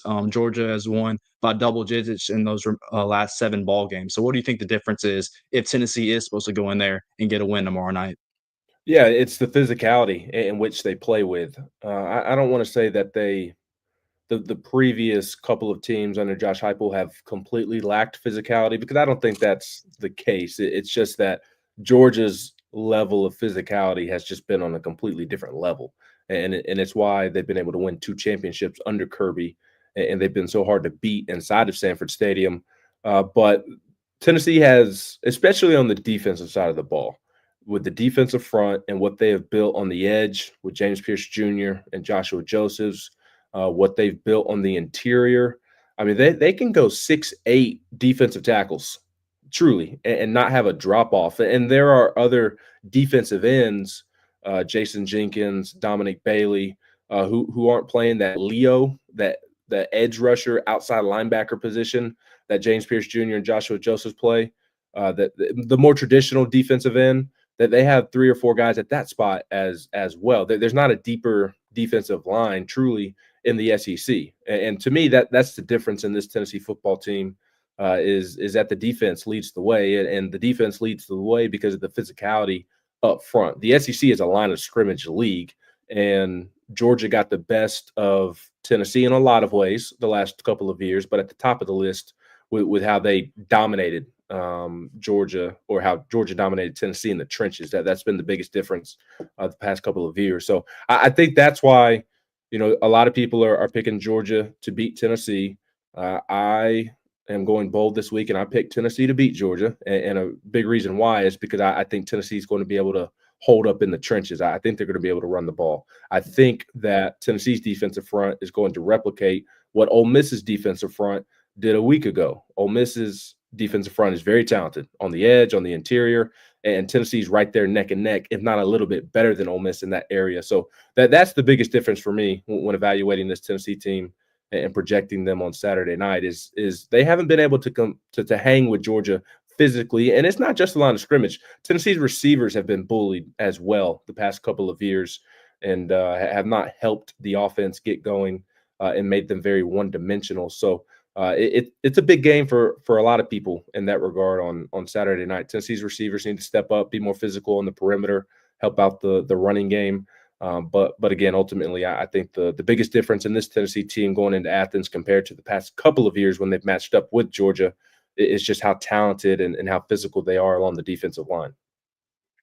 Yeah, I'm glad you mentioned the Tennessee defense. Georgia offensively is explosive. They showed it in the Alabama game in their comeback in the second half. They showed it against Texas that they can put points on the scoreboard really quickly.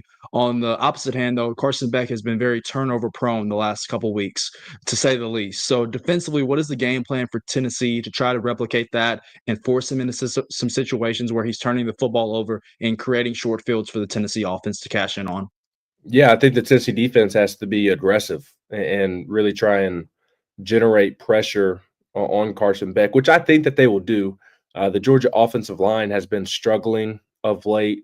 They're dealing with some injuries. I mentioned it a moment ago that the tackles they've been struggling from the jump this season since the first couple of weeks of the year. Georgia's tackles have been struggling, and now they get to deal with James Pierce Jr. and Josh Josephs, which isn't ideal if you're the Georgia offensive line coach to try and get that group going. But I am interested to see how aggressive Tim Banks is, because with it's not just the tackles either. The interior has struggled, and they're banged up as well for Georgia. Can they get home without bringing additional pass rushers? If so, then obviously you can drop more into coverage. You can disguise coverage and potentially trick Carson Beck into some mistakes. So I think Tim Banks has to hit that perfect mix of being aggressive, but also relying on your four down front generating pressure, because they're going to be capable of doing so. But that's where it all starts for me. Georgia can't run the football right now. They do have Nate Frazier. He's made a couple of plays the last 2 weeks. Maybe I shouldn't say that they can't run the football at all. But the running game is a big question mark for Georgia at the moment. 3 guys listed as out. Trevor Etienne is out. That leaves Nate Frazier, who had 2 late fumbles against Ole Miss last week, but otherwise has been productive the past 2 games. But I just don't see that Georgia offensive line holding up against this Tennessee defensive front. And with the limited amount of bodies in the running back room for Georgia, I don't see them being able to get the run game going either. So it's going to be up to Carson Beck to be able to make plays. And, Carson Beck has gotten a lot of the blame the last several weeks, and I'm not suggesting that he has played well. He has made some very silly mistakes and force the football into situations where he shouldn't have. But he's also not getting any help from anybody. Talk about the offensive line and the running game. The receivers are not consistently getting open. They're not consistently catching the football. He doesn't have Brock Bowers, Lab McConkey as his safety valves to kind of bail him out at times. So there's a lot of question marks with this Georgia offense, even if we have seen it pop off here or there throughout the season, as you alluded to at Texas and Alabama as well. But Tim Banks has to be aggressive, and he has to allow that defensive front to feast, and I think he will. It's kind of the nature of their defense anyways, is to allow those guys to play vertical and get in the backfield, and that's why they've had so much success this year. Last thing, and I'll kick it back to Mo. Obviously, this is a must-win game for Georgia. This is an elimination game for their playoff life. You could make the case that it is not for Tennessee if they lose close on the road right here. So just kind of talk about that, kind of Tennessee maybe not having to win this game, it not being an elimination game, and them finding a way maybe in a few weeks to kind of backdoor their way into the college football playoff with only 2 losses, both being on the road in SEC environments. That could be very close games as well. Yeah, absolutely. It is absolutely an elimination game for Georgia. It's not quite for Tennessee, as you mentioned. There's still a path to get into the playoffs if you lose this football game. But Tennessee needs to treat it like it is an elimination game. They don't need to leave it up to the selection committee because they can't be trusted, quite frankly. You just don't know what they're going to prioritize from week to week. I mean, one week they're prioritizing this criteria. The next week they're prioritizing a different criteria. They have silly responses when asked about why this team is ranked ahead of that team. And I mean, it doesn't matter midway through November because there's still so much football left. And like for Tennessee, like it does control its own destiny. If you go in to Athens on Saturday night and you win, and you don't have a letdown against Vanderbilt, of course, in 2 weeks, then you're going to be playing for an SEC championship game. And that SEC championship game, it allows you to play for an SEC championship, but it also allows you the opportunity to play to avoid a 4th elimination game. And I realize that a home playoff game would be awesome. That'd be huge. But I would rather play in 3 elimination games potentially than 4. Allow me to skip over an elimination game if possible. And that's what Tennessee will be playing for. If it wins. And I don't see the committee holding a loss in a conference championship game against the team while others were sitting on their couch twiddling their thumbs. That would be bad business, very bad business, and really bad for the sport. So Tennessee needs to treat it like an elimination game because you just don't know which way the committee is going to roll with the wind. You don't know which way their wind is blowing. You don't know what they're going to prioritize. So don't leave it up to fate because the committee cannot be trusted. And it already kind of seems with some of the moves that they made this week that they would maybe prioritize some things that don't benefit Tennessee's resume. So just don't leave it up for chance. There is still technically a path to the playoffs, but Tennessee needs to treat it like an elimination game, just like Georgia is. I agree wholeheartedly with everything that Ben McKee of GoVols 24/7 just said, because, it's almost like the committee is setting this thing up for Tennessee if they lose at Athens for this to be an elimination game, because, like you said, they're pointing to the fact that, other than Alabama, they've not beaten a ranked team. Oklahoma was ranked at the time, but surely that's not a win that carries a whole lot of weight at this point. And so, you've got everything in your hands. The best thing to do is to go and take care of business tomorrow night. But I don't know that this is not an elimination game for Tennessee, even with 1 loss. Yeah, I'm with you. I think they're putting too much weight on the win-loss column, and I realize that may sound weird. But my point is that all 10-2s are not created equal. All 11-0s are not created equal. Indiana and BYU, I think they're better teams than what you see on social media, people talking about. I think people are getting caught up in the logos on the side of the helmet. I do, of course, think that Indiana and BYU, even Miami, would lose to the tier 1 SEC teams, the Alabamas, the Tennessee, the A&Ms, Georgias, so on and so forth. But those tier twos and tier threes, like I think Indiana and BYU would obviously beat Auburn, probably would beat Florida. Some of those teams in the league right now would beat Vanderbilt.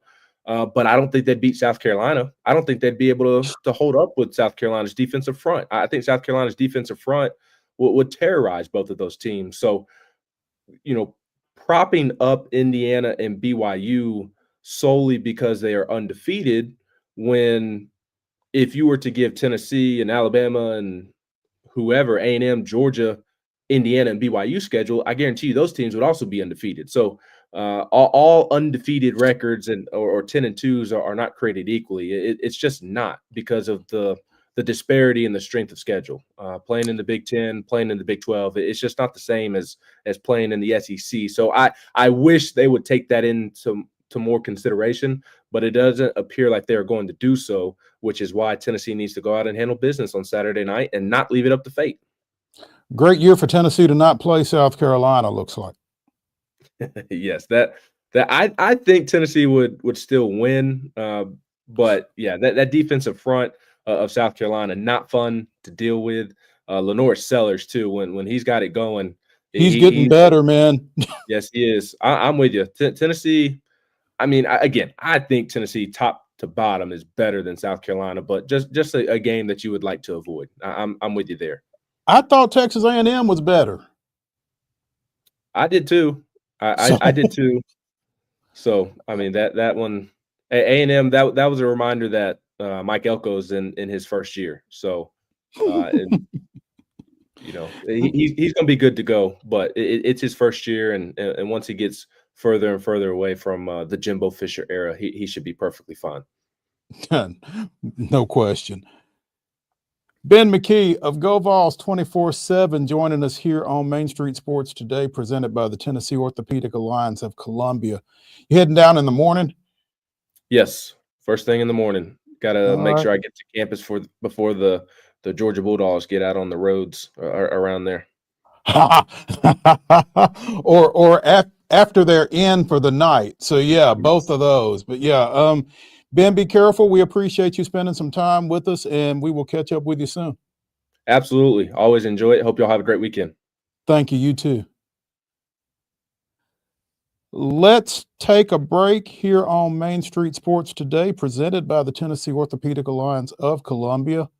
When we return to the Lee Company studios, it won't be David and I, it will be Wade and I, as we pick the Wonder Slate.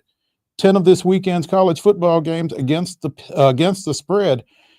We'll be efforting to get some winners. So, David, appreciate you hanging out with us this afternoon, and be safe out there tonight, and we'll catch up.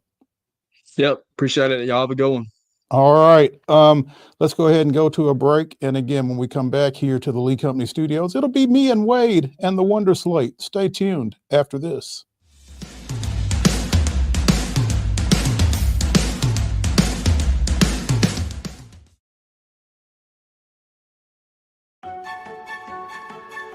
So, you want to be a part of the Busy Bee team, huh? Well, how do you see yourself fitting into the organization? Oh, I get it. You want to be a weather bee.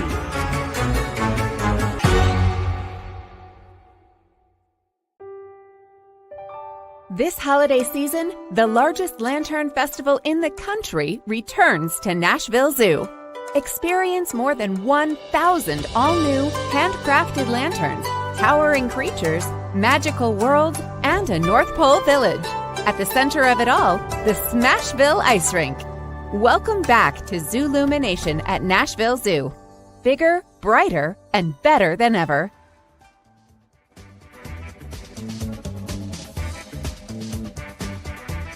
Hey, welcome back into the final segment of the weekend warm-up here on Main Street Sports today, presented by the Tennessee Orthopedic Alliance of Columbia. As promised, Wade Neely back with us for the final segment, because we couldn't do the Wonder Slate without Wade. 10 games from this weekend's college football schedule we will be picking against the spread. And, you know, we ain't bad, we ain't great, but we have some fun. So anyway, let's dig in. Mr. Neely, the floor is yours. Let's rip and run. Big hits from last week. Well, let's start with the bad. We both whiffed on MTSU, which is unfortunate. Our beloved Blue Raiders let us down in a big way versus Liberty, but it's okay. It happens. Other bad ones, BYU, they're lucky to be undefeated. They're lucky to survive the Holy War with a win. They did not cover the spread. Oklahoma, more like Choklahoma, losing that one late to Missouri cost us both. So yeah, I think there's been some votes of confidence coming out of Norman for a certain coach as well. So yeah. Be on high alert. So mixed bag, some wins, some losses, but we're right there in the thick of things, and we're looking forward to another big week. Hats off to you for picking Michigan to cover 14.5 against Indiana. The Hoosiers did win 20-15, but it wasn't 14.5. All right, Michigan ain't a great team, but Indiana finally played a good team, and we saw what happened. So let's remember that as the season goes along. So we shall see. But you also nailed the Ole Miss pick, which was good. The Florida Gators, the Georgia Bulldogs, stubbing their toe in Oxford last week. Kind of spit the bit a little bit. So yeah, absolutely. It's a top heavy slate this week, but it's a slate nonetheless. To the 10 games we go. We start at 11 a.m. tomorrow, where Ralphie will be running. As the Colorado Buffaloes are ranked number 17 in the land, they control their own destiny to not only the Big 12, but also the college football playoff. They host Utah. Mo, does Colorado cover 11.5 on Saturday morning? At home against a fourth-string quarterback, I believe they do. Hey, I'm with you. I can't go against Colorado. Once upon a time, it didn't seem like Colorado would win another game the rest of the season. Now it doesn't seem like they'll lose another game the rest of the season. So looking forward to seeing Ralphie run on the big noon kickoff there. Up next, a battle of two American squads. This is going to be a fun showdown at 11 a.m. on ESPN2. Does Tulane, who still clings to playoff hopes and dreams, do they go on the road and cover 7 points at Navy Saturday morning? I think they do cover 7. I'm not sure they cover double digits, but it's not a double-digit number. So, yeah, I like the green wave here at Annapolis. I'm taking Tulane as well. Don't tell our good buddy in Cornersville standout Ben Franklin that, but I'm picking against Navy this week. Give me Tulane to cover 7 on the road. I think Navy is kind of just taking a little small step back after that great start that they had. Still in the 11 o'clock window, does Texas, number 3 in the land, renewing a little bit of the rivalry here, do they go on the road and cover 13.5 at Arkansas Saturday morning? I believe they do. I think Arkansas has kind of dropped off a little bit, kind of lost a little of their luster, and I think Texas, this feels like about a 2-touchdown ball game. Yeah, give me Texas on the road. Our first disagreement, I'm going to take Arkansas. I wish the number, if I had that 14.5, I'd feel a lot more confident. I'm just still a little leery on Texas. I still think they're a great team, but I just feels like they got a potential letdown in them. Not saying that Arkansas will win, but I think maybe they find a way to cover at home in that big rivalry game. Final 11 a.m. kickoff game. I know neither one of us wants to do it, but we got to include Clemson at Pittsburgh. That tells you how bad the slate is early. Does Clemson go on the road and cover Pittsburgh, who was undefeated just a couple of weeks ago? The spread is 11.5. Man, yeah, you mentioned Pittsburgh. I mean, they've kind of fallen apart here in the last little bit. That SMU game didn't do them any favors either. But I'm still not real sure what to make of Clemson, and 11.5 on the road for them kind of bothers me. Give me the Panthers. I'm taking Clemson, and this is the one I feel the least confident about. I think Clemson is good enough to cover this number a couple weeks ago. I think they're still a little wobbly, but also I think Pittsburgh is really wobbly right now. This will be fun to watch. Hopefully neither one of us spend a lot of time actually watching that game. I think it'll be pretty ugly. But I think Clemson. I think we got some better options, really. So, we can. we will be checking on it since we picked it. Yeah, I got a nail appointment I got to get done on Saturday morning when There you Clemson go. and Pittsburgh are tuned in. Give a cat a bath, if you know what I mean. Up Soak next, some socks. 2:30, our lone 2:30 game on ABC. Does LSU go into the swamp and cover 4 points? I think they do. I mean, they certainly need to. I mean, what's up? That's basically a field goal. I think if LSU does not cover this 4 points, I think BK may just implode on the sideline. You know, Give me I'm picking Florida, not just because I'm envisioning Brian Kelly imploding, but now that you got that image in my head, I can't go It against. certainly doesn't hurt, does it? It's Yeah, almost yeah. enough to make me take Florida. Yeah, I The feel you. king of excuses. Give me him with another excuse. I think Florida, especially if Lagway, he's listed as questionable. Maybe if he goes, Florida can win this game outright. But I think it'll be close. And I'm taking the Gators on Saturday afternoon. Not a 2:30 kickoff, but a 3:15. The token 3:15 SEC network game is number 23 Missouri at number 21 South Carolina. The Gamecocks are favored by 12.5. That number scares me. I mean, I want to take South Carolina to win this ball game. I'm not sure I want to take them at 12.5. Oh, but after what they've done the last couple of weeks against Vanderbilt and against Texas A&M, I'm not real comfortable picking against the Gamecocks at this point. So give me South Carolina at 12.5. I'm not comfortable with it, but let's go. I'm with you. I'm taking South Carolina as well. And something with Clemson and South Carolina, I guess, because I don't feel good about picking Clemson. I don't necessarily feel great about picking South Carolina. I think they win this game by like 10, like 20-10 or something like that. And Missouri maybe squeaks out a cover. I think South Carolina's never any danger of winning this game, but I'm going to pick them. And I'll just have to see what happens. They are a hot team, so at least we got that going for us. 27-13 is a cover for South Carolina. There we go. And I can see something like that. So yeah. Okay. You've talked me into that one. I like that one there. Makes me feel a little more at ease. Thank you for doing that. Into the night window now. Does Oregon, the number one team in the land, go into Camp Randall Stadium where that'll be rocking and they'll be jumping around? Does Oregon go on the road and cover 14 at Wisconsin? Goodness, they will be jumping around, man. And 14 is a lot on the road. But they are the number one team in the country, and I'm not sure how good Wisconsin is. Quack. Give me the Ducks. Taking the Ducks. Sorry, Nate, but I got to pick Wisconsin in this one. I can't get the image of the going into the fourth quarter and everybody just bouncing and having a good time. This is maybe a close game late and Oregon pulls away, but I don't know that they pull away by 14.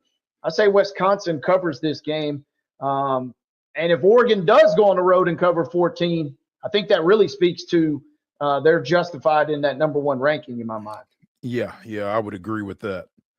Up next, two teams that are just waiting. I mean, just waiting in the wings. It's an elimination game for Arizona State and Kansas State. If Colorado or, BYU a couple of times, if either one of those teams stumble, the winner of this game is in prime position to get back in the Big 12 race. Does Kansas State cover 8 at home versus Arizona State?